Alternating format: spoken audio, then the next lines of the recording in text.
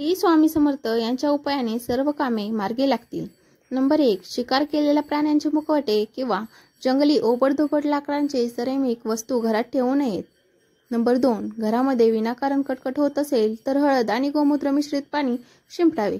तरीही फरक पडत नसेल तर 5 सुवासिनींना मानापानाने दूध द्यावे। नंबर 3, ज्या झाडामधून चीक निघतो अशी झाडे घराभोवती लावू नये। नंबर 4, घरातून बाहेर निघताना किंवा दुकानातून निघताना रिकामे खिशाने जाऊ नये। नंबर 5, असे म्हणले जाते की मुलांना आंघोळीच्या पाण्यात मीठ टाकून आंघोळ घातली तर नजर लागत नाही। नंबर 6, पती पत्नीत वादविवाद होत असतील तर बेडरूममध्ये एका काचेच्या बाउलमध्ये खडा मीठ ठेवावे, त्यामुळे नकारात्मक ऊर्जा कमी होते। नंबर 7, फरशी पुसताना पाण्यात थोडे मीठ, चिमूटभर हळद, गोमूत्र टाकून फरशी पुसल्याने घरात नकारात्मक ऊर्जा प्रवेश करत नाही।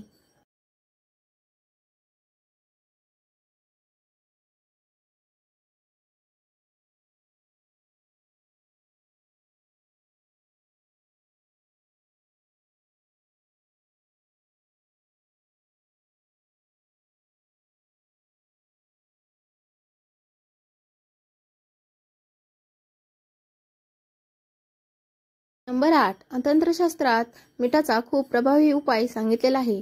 एका काचेच्या कपात थोडे मीठ घालून त्यात 4-5 लवंगा ठेवल्याने लक्ष्मीची कृपा राहते।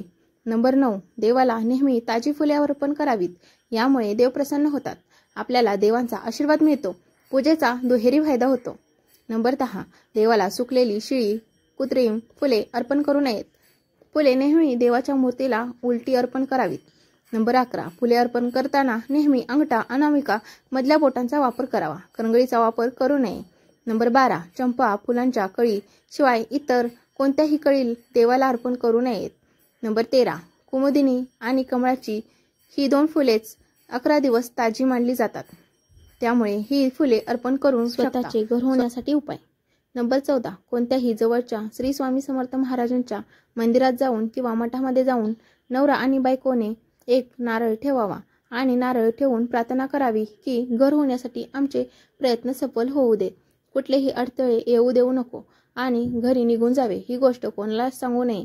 प्रत्येक महिन्यात एक गुरुचरित्र पारायण करावे, संकल्पयुक्त, जोपर्यंत घर होत नाही तोपर्यंत। नंबर 15, आर्थिक त्रास होत असेल तर तुम्ही शुक्रवारी तूप दान करा, तुमचा त्रास कमी होईल। नंबर 16, जर अपघाताची भीती वाटत असेल तर शुक्रवारी तांब्याच्या भांड्यात गूळ ठेवून त्याचे दान करा, तुमची भीती कमी होईल।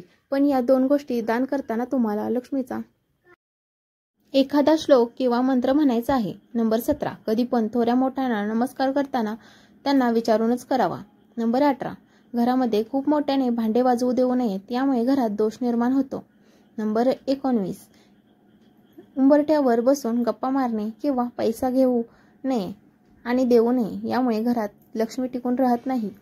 नंबर 20, तिन्ही सांजेच्या वेळी दरवाजा लावू नये आणि कचरा काढू नये, घरात लक्ष्मी टिकून राहत नाही। नंबर 21, पश्चिमेकडे डोके करून झोपल्यास चिंता सतावते, पूर्वेकडे डोके करून झोपल्यास विद्या प्राप्त होते। नंबर 22, घरातील मुख्य महिलेने दररोज पहाटे उठून नित्यकर्म आटपून तांबे धातूच्या तांब्यांमध्ये पाणी भरून मुख्य प्रवेशद्वारावर पाणी शिंपडल्याने लक्ष्मी प्रसन्न होते, घरातील दारिद्र्य नष्ट होऊन घरात भरभराट येते।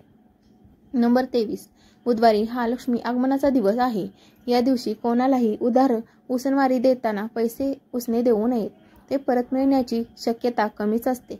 तर हे होते स्वामी समर्थांचे उपयुक्त आणि उपयोगी उपाय। मित्रांनो, अशाच नवनवीन व्हिडिओसाठी चॅनलला नक्की सबस्क्राईब करा आणि व्हिडिओलाही लाईक, शेअर आणि कमेंट करायला अजिबात विसरू नका। धन्यवाद। श्री स्वामी समर्थ।